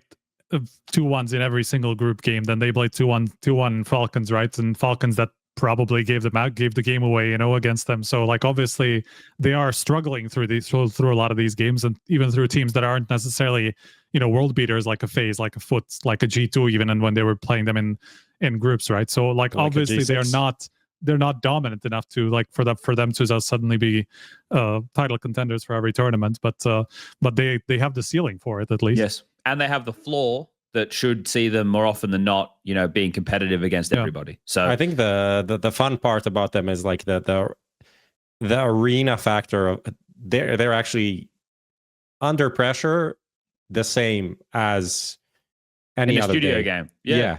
So which means that when they get to the arena, they're actually even more competitive, and they're already a team that's annoying to play against, because people not only is it they play slow, or they're always smart, they're always saving. It's also people already are saying this so much that it's in their head mentally.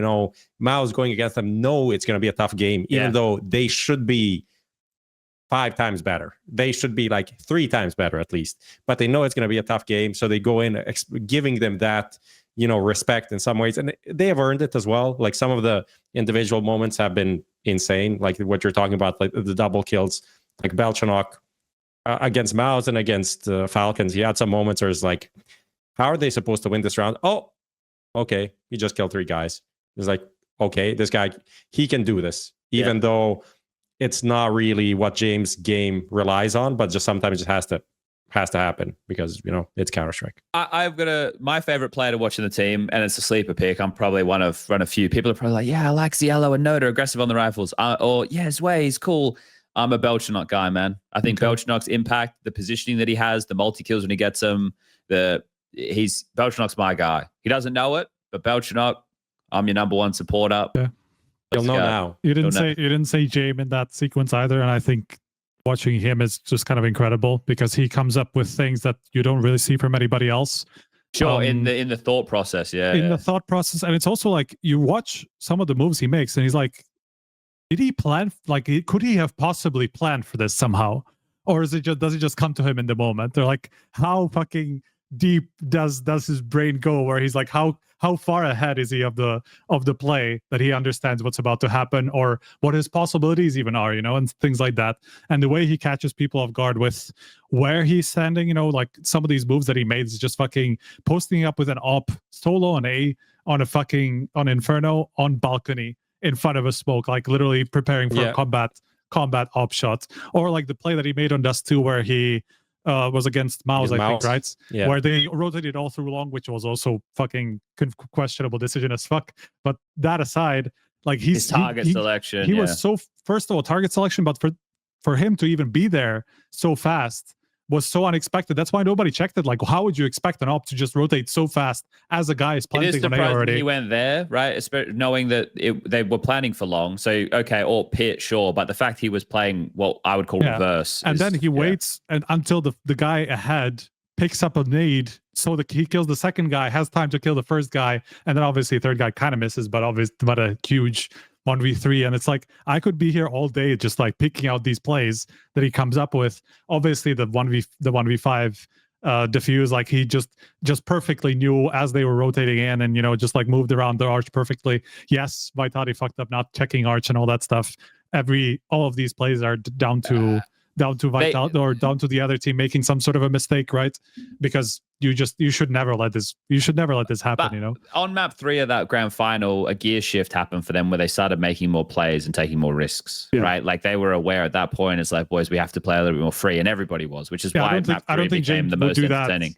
I don't think Jame would do that without having the first couple of without losing the first couple of maps. I think you're absolutely right, because he knew at that point that they need to do something unexpected. They need to come up with something big to start turning it around. So if they had been 1-1 or 2-0 up at this point, I don't know if he would have gone for something like that. I think it would have just been his classic, let's try to save the op.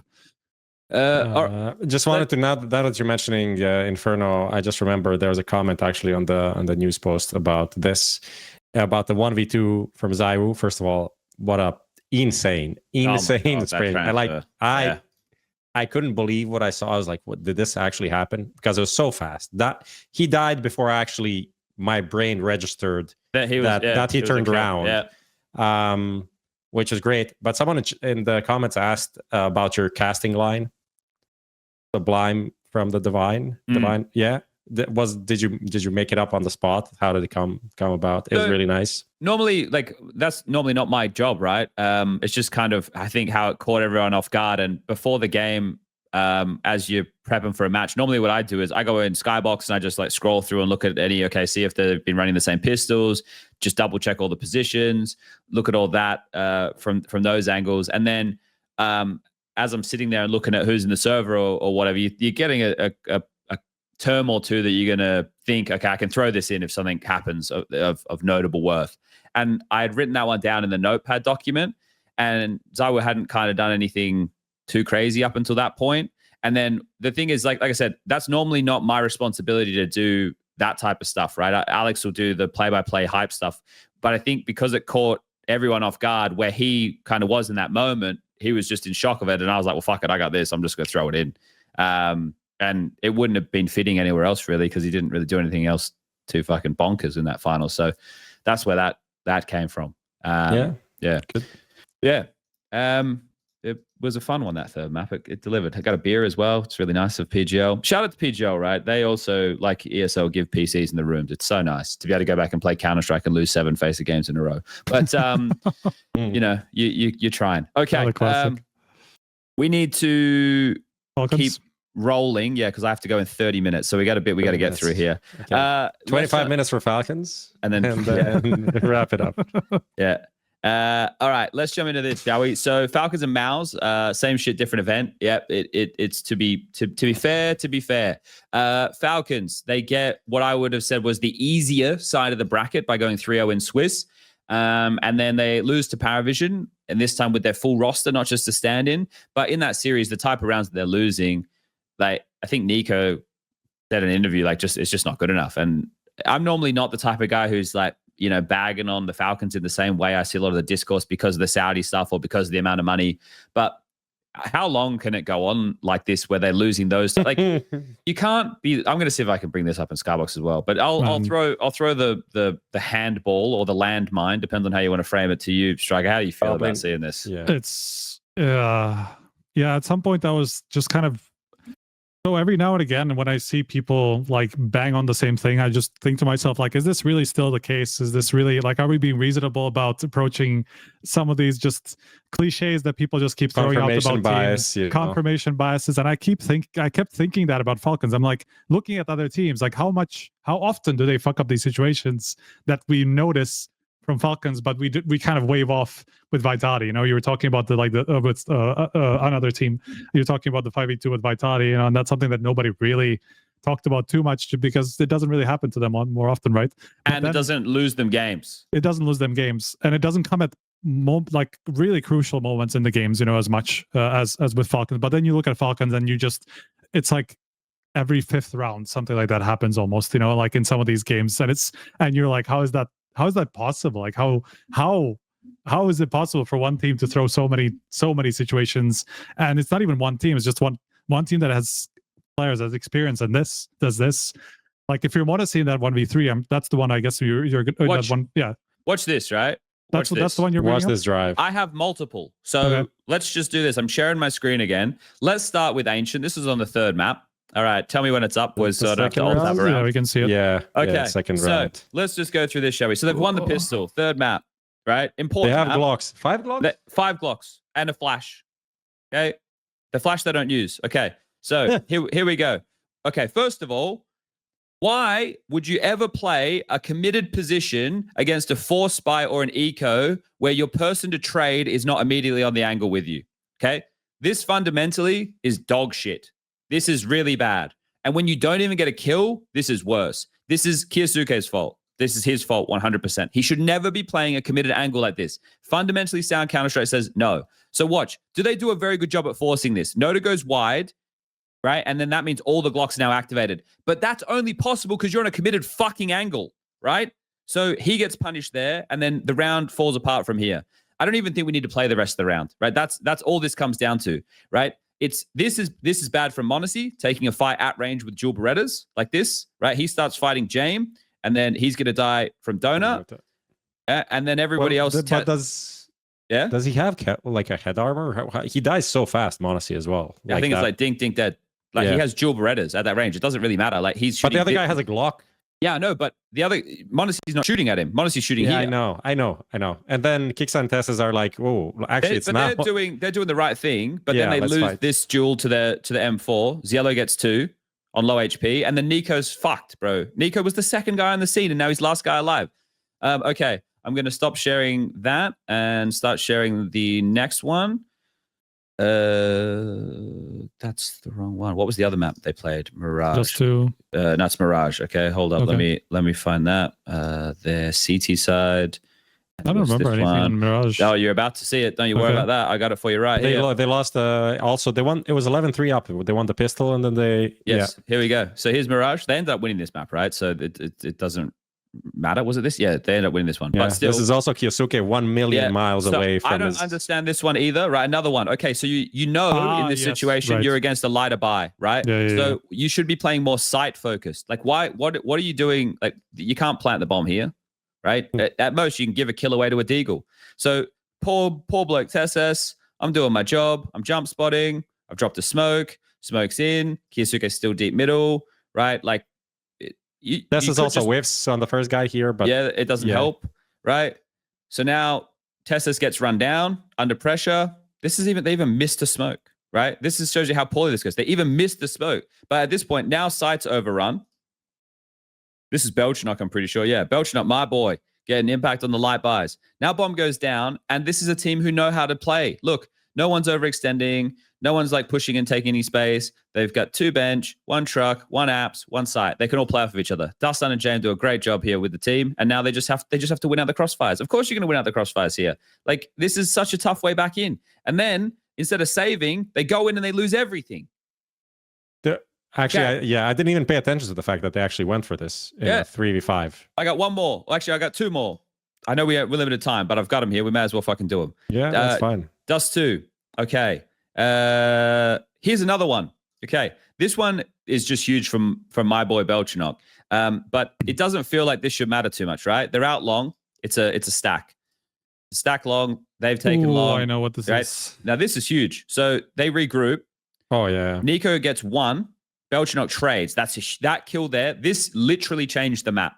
At this point, this map was over. At this point, m0NESY had like, I don't know, 15 kills or something. Like he was farming. He was farming the first half. It could have been even. No, it was more than that. He had 21 or 22 kills at this point in the game. 16 rounds like 22-4, I think. Yeah, and then and from that point on, he only had 4 more kills for the rest. That's for the overtimes.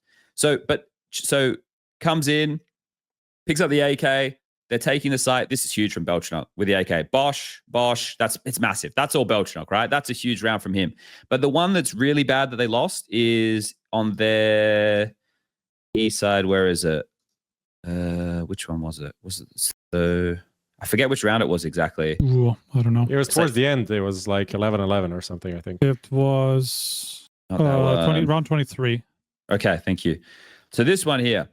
Okay, we're deep in the game, right? Default setup. They're getting map control right now, playing for mid to B, right? So just getting dissuaded at short, They're grouped up middle still. Now this is huge. TESS, great job for him on the anchors, right? So now they're into A. Okay. Jame takes down. Kixon has to play retake. This is massive from TESS. He's annoying Zwei. Zwei has to stay no freedom there. Bang. First kill. Okay, at this point, you're in a 4v4. m0NESY has short. Nico's going to plant for short. And Kiyosuke is trying to help because they know Jame was long. All right. So TESS does so good here. Backs. Jame needs to clear him. Otherwise, under pressure the whole time. Okay. Now, you know for a matter of fact, it's a short plant. They couldn't plant for long because they were scared of James AWP, right? So that's 100% what's happened there. Now, TESS has long control. He's going to pick up the AWP because he's low. He's watching the flank. 3 up through CT. Now, the only thing that you need here to make sure you win the round is this, because the bomb is planted here. Your biggest problem is a smoke diffuse if you hold on to short. That's not what they do.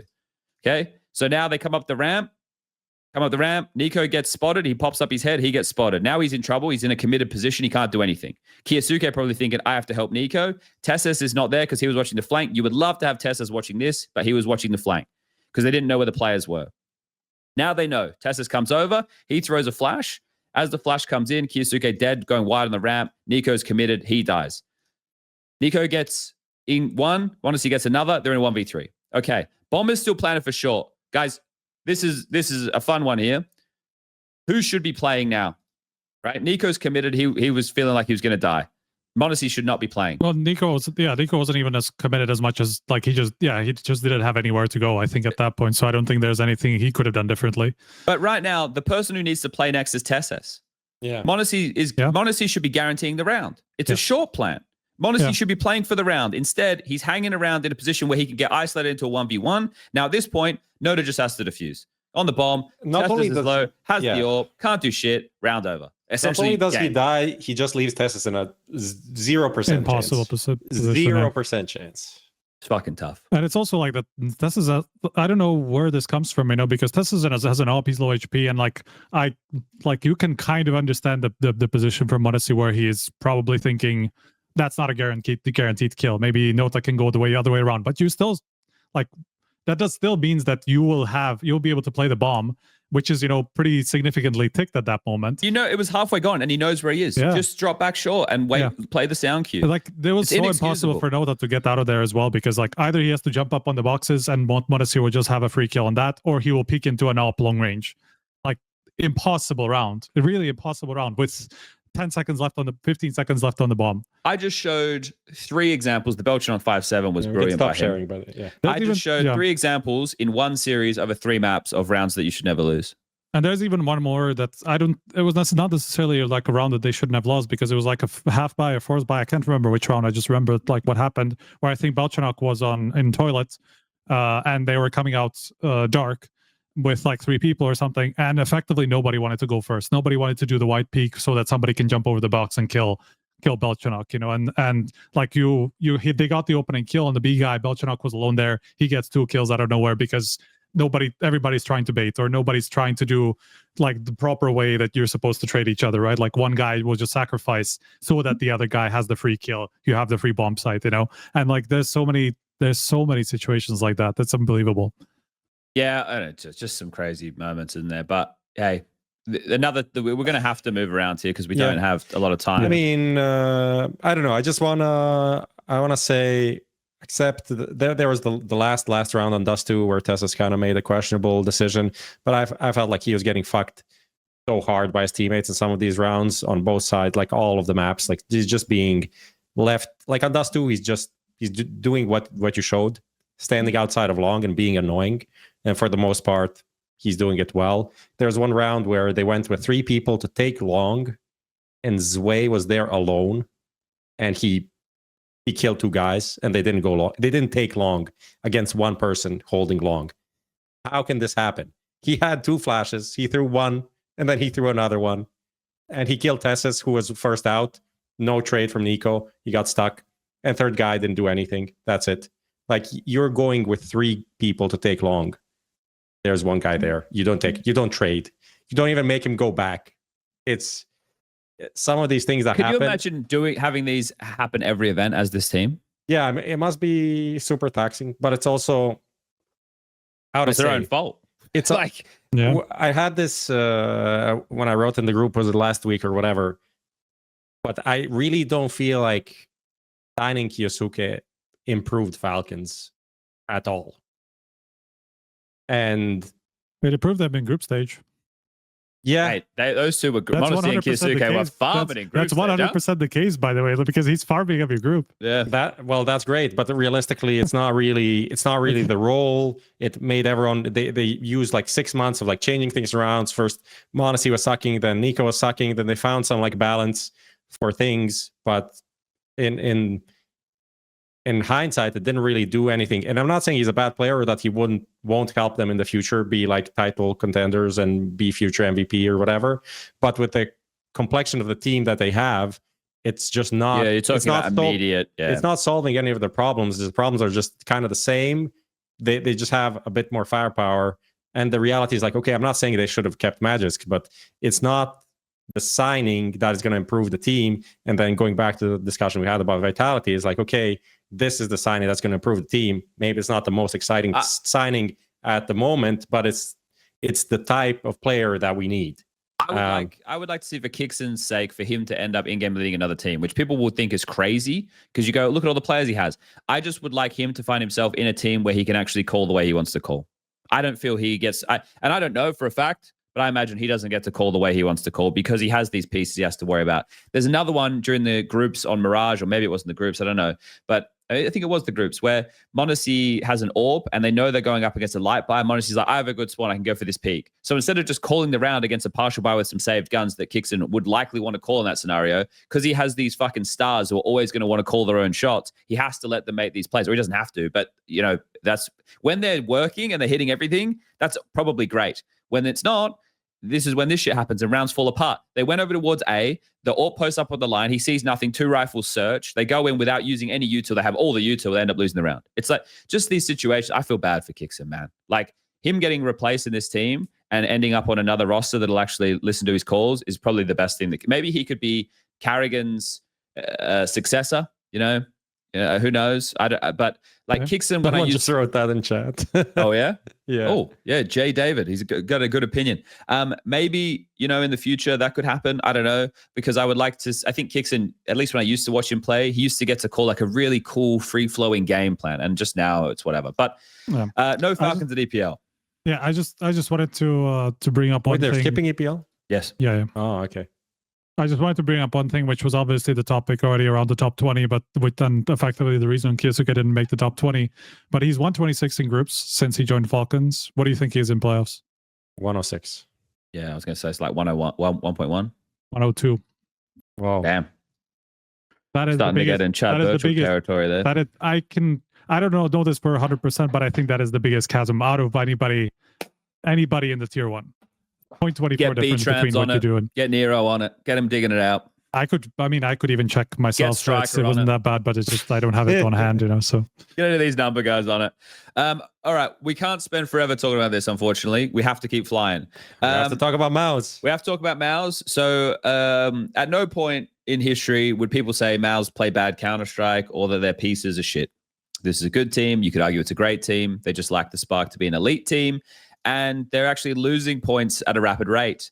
torzsi, I thought he was doing it. And I was thinking we could even play it kayfabe for him. You know, we could even make sure that we don't come out and celebrate him telling the crowd to fuck off and being like, yeah, they're doing it. And just be like, keep to on the lane so that we could build them as the villain and there could be something fun there.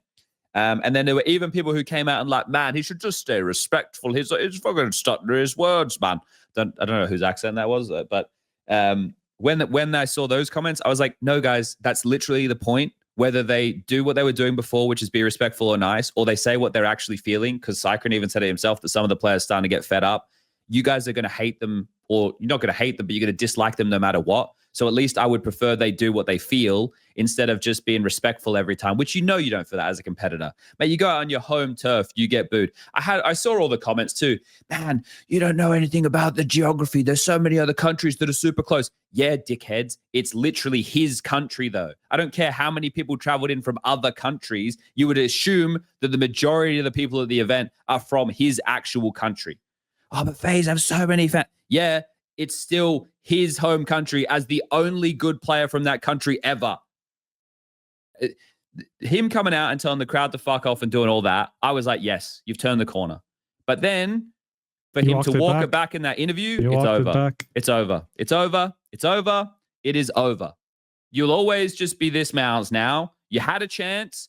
And people are going, oh, they don't have a minimum to be this. That's the whole point. You double down. You keep going. You make it instead of them questioning that. Eventually, that just becomes the norm. But you've blown it. As soon as you're explaining, you're losing. You can't be explaining yourself in that situation. Oh, maybe my words are too harsh. It's over, torzsi. It's over. It's over because now you're in the middle. Now some people will only remember that. Some people won't even know the walk back. Some people will know the walk back. It's over. It's all done. But we should put MOUZ in the big category now. Why we're wasting our time talking about him? Why are we wasting our time talking about him? Where's the anti-German propaganda? Why are we wasting our time? Someone tell me. Why? I don't know. I'll tell you why. Why? I got nothing to say about MOUZ. I'm done. Actually, I can't be done because they're going to be our what are the odds? Yeah, we can go straight to that. Still frustrated. It was a big L of the game That's it. Yeah, and it was even funny because you could tell. Yeah, that's the whole thing. Like you actually got something to be interested about when it came to MOUZ because every time the camera was on torzsi, everybody was booing. Nobody else. Like Xerxes was on camera. Nobody was booing. Nobody cared about all the others. It was all about that interview. It wasn't even so much about MOUZ beating Navi in the previous game. Like I'm sure that played a part, but it was just that interview that made the crowd react that way, that strongly at least. I think you did the right thing. Huh? I think you did the right thing. I did the right thing? No, I think he did. He did the right thing. Not walking it back. Bro, every event, you're never the fan favorite no matter what you do. Like, you wake up every day and your pursuit as a Counter-Strike player, especially at the level MOUZ is, who's consistently making top fours, consistently beating the other best Counter-Strike teams in the world, playing good team Counter-Strike, right, having good ideas, being good players individually. You're going out there on the stages and you're there all the time and you're just there to win. That's what you want to do. You just want to compete. It's your favorite game in the world. You love playing. It's the thing that you obsess over all the time. And every single time you walk out there, people just think you're boring as fuck, or they boo you, or they don't like you, or they like the other team better. Yeah. And you're playing good Counter-Strike. You're doing the thing that should matter most. You're doing good. You're not... Nobody could sit and say that MOUZ play bad CS, or they prep poorly, or they don't have a good team structure, all this stuff, right? You can sit there and say, this is just a bunch of guys in their 20s who don't have much personality, and because of that, we don't really resonate with their story. Okay, but like you can't poke a hole in the way they approach the game. So it's like... some parts. Well, yeah, maybe Apex had some words. Yeah, they think Spinks is a beta, right? And I also think that's one of the unfortunate factors for MOUZ. That's definitely the case for some games. Vitality have a bone to pick with MOUZ every time because of Spinks. They always get extra motivation when they play against MOUZ. You also know from the way that he walked it back, like one of the lines that he said was something like, "I put my team in a bad position." I'm like, that just proves that you care. That just proves that you really care about people booing you all and everything. I mean, that you care. The team cares. Like the whole team actually is being affected by it. Like you've accepted your situation at this point, so just might as well just play up to it. Like if you know this is and you're frustrated about it, just let it out at some point. Yeah, but he did, and then he walked it back. Yeah, no. You shouldn't have aired the interview. You shouldn't have done it. Censor it for the community's sake. Censor it for the Cyclone line, right? There's someone just put it in chat here. Love us or hate us, she's still going to watch us. Like they could have just gone down that route. Spinks, yeah. It wasn't Cyclone who said it in an interview. Maybe on stage. Both. Who knows? I think it was Spinks to Shock's Krakow backstage. Okay, well then Cyclone said it with Banks, so I guess we've seen it multiple times. It's the PR. Shout out to Brolin having some really impactful moments in their games. Unfortunate that some of the other members of your team choking. hard games. I will Okay. give torzsi props though for being honest in that answer, because the way that he started that answer, people can listen to the actual audio of it. There was like a good 10-second pause before he went up to that answer, and I could see him contemplating some sort of a PR answer or some way to just brush it off and not really talk about it. And I still think it's important, like, that if he knows he's not going to do it again and all these things, like, regardless of what that interview said, he's not going to do it again. Like, he's not going to do it again. And I'm just glad that actually we got some insights out of him about what it meant to the team and to him to get that sort of a reaction. So at least I want to give him props for that. Well, so Striker, you're not helping the cause. I'll say that much. Okay, 7 minutes, guys. 7 minutes. You can't blame 7 me minutes. for this. 7 minutes. 3D Max, bring in NBK, the Kingmaker's Assistant back. coach and Masuta instead of body. I'm not excited about this. I looked into Masuda, has okay stats, games against top 50 teams. 3. I wonder how much. Okay, man, I gotta do this. This Eason guy's been going on about this fucking stuff in chat, bro. You if you're going to do the villain thing and you're going to turn the crowd against you or more than they already were, you can't walk it back in an interview. Everything that you said in the interview completely eradicates anything you did before that. The fact that you've come out and you've said it affects you and that you shouldn't have done it, that completely takes that away. It doesn't add anything extra. If anything, it goes the other way. Like, you're flip-flopping between these two states, right? Yanko thinks they should have just stayed respectful the whole time. I think they should double, triple fucking nuclear go down on this shit. But here's the problem. If you're flip-flopping between the two and you're walking it back in an interview, it discredits all of it. It doesn't matter. Now, it is the worst. It is the worst. You've done the worst possible thing you could do. It doesn't add anything to him. If anything, it takes away. It just shows that they are more emotional than we thought they were. That's what it shows. Yeah. And it's bad. I mean, you could be a villain in a cool way. That's not what he did. No, that's not what you were saying, Eason. You were saying it gave him aura. It didn't. It hasn't. No. They're still in debt.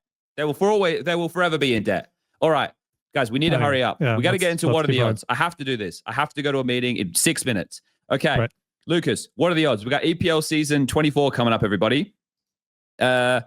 So this is going to be online for stage 1 and stage 2. It's going to be 8-team land final. Here's the question: what are the odds MOUZ make the final? 100%. I want to go 99%. Thank you, Lucas. They're not going to win we don't the have final. Vitality. We don't have Falcons. Who else from the top? We have everybody else. We just don't have those two. We have all the other teams. We have, just to read it off quickly, MOUZ, Furia, Spirit, Aurora, Na'Vi, the Mongols, FaZe, Bait. Those are the teams who are already waiting in stage 2. Stage 1 has PARIVISION, G2, Astralis, Foot, NRG, Monty, Liquid, 3D Max, Legacy, M80, Heroic, NIP, Pain, Passion, Gaming Gladiators, and Semplify. I wouldn't say. I think Furia, Spirit are up there equally as, at least, plus the random factor. You're giving it 22%. Yeah, I was going to go with 20-ish. Also, online starts like this. If there's one way for MOUZ to drop the consistency in some way, could be online. There is a crowd, people. There, it's online, and then playoffs in an arena. Yes. Indeed. But it'll be MOUZ versus Spirit in the final, and Spirit will win. So that's why I've got 99%. Okay. Okay. No faith in Fury. People, script has been leaked. Yeah, guys. Official script writer for ESL Pro League. That's where I'm going after this to make sure that everyone's on the same page. That's what my meeting is in 4 minutes about EPL. So I need to get that's that why sorted. I got these odds to get like what's the vibe from the community. We're gonna subvert expectations. Blah blah. Okay, I see what you're doing. Yeah. No, but Spirit are gonna win. Just because we don't have much time, there was just so the format. It's Swiss into Swiss. And then 8-team playoff with 4 best of 3s on the Friday, 2 semis, and then the third place decided on the grand final on the Sunday. It's basically 10 days straight of play and then 2 days off and then the arena stuff because people have to travel in, obviously. Yeah. I want to point out for people at home as well in terms of broadcast expectation, we will, as the people who are doing the casting and stuff, we will be on site in Stockholm the whole time. So we'll still be doing like a studio atmosphere and we're doing a couple things to hopefully keep it more lively because everyone knows online Counter-Strike sucks. Everyone knows that the vibe is dead. There's no players. There's no yelling at each other. You don't get that stuff. So we're going to do the best we can to bring some energy to it. The playoffs should be good fun. And what else did I want to tell people? I believe Freya and Trace are going to be going around to boot camp facilities or where people are playing from and doing content with them. So we can still get some stuff directly from the players and put it on broadcast. Obviously, they won't be in the studio. So that's going to suck a little bit, but there's still a push to be able to go out there and do those things. And the other good news is this is the last fucking time EPL will have it online. So, you know, next season it'll be back to LAN. Well, at least the foreseeable future, I suppose. Yeah, I didn't. Oh yeah, are we going to do the pub quiz? I had a call yesterday. We had some initial discussion agreed. I guess I'll be there, you'll be there. So it's just about figuring Striker out and announcing everything. But seems like we will be doing a pub quiz in Stockholm on the Thursday, so before the playoffs. Okay. I didn't confirm with you guys, so I didn't want to lock anything in, but we have like a general light confirmation. Okay. All right. Cool. That should be interesting. We'll see how that one goes. Do something a little bit different with those events. Okay. Last 2 minutes, boys. What do we want to get out to the people? First of all, again, sorry we're late. Second of all, sorry it has to be cut short, but we can do stuff next week. AC came out of Park and Challenger Championship Season 1 after loss to Ecstatic and Ill Will. Nemanja farming on LAN. Haters. They've been doing really well, actually, yeah. Haters in the dumps. Imperial bench Skulls. Decenty is coming back, I heard from the HLTV forums. And some Opper that is benched somewhere else to replace Try. Cool. Hotu, we spoke about that. 3D Max, any thoughts on Body being out? I was thinking, you know, knowing Body and knowing just kind of some of the interviews that we've done with him and just the vibe around the team, I wonder if it's kind of he's rocking the boat too much. I'm not necessarily saying that he would be toxic or anything, but he was the one who was trying to bring on a lot of the different approaches, and it felt like it just not really their identity. And, you know, my interview with him after they got eliminated, he was very frustrated with kind of them making a lot of mistakes and like not really adapting to how I assume he wants the team to play as well. So I wonder how much of it is that's just too many cooks in the kitchen type thing. Bring back Jocko. All right. That's it. That's it. All right. We'll be able to expand on this stuff more because there is still lots of fun stuff to talk about and get into detail. But we'll see more of these players at EPL online and we can try and work something out there. Again, sorry we're late, everybody. Thanks to Stake, our partner in all this. Remember to gamble responsibly. And we'll be back with another episode of HLTV Confirmed soon. Goodbye.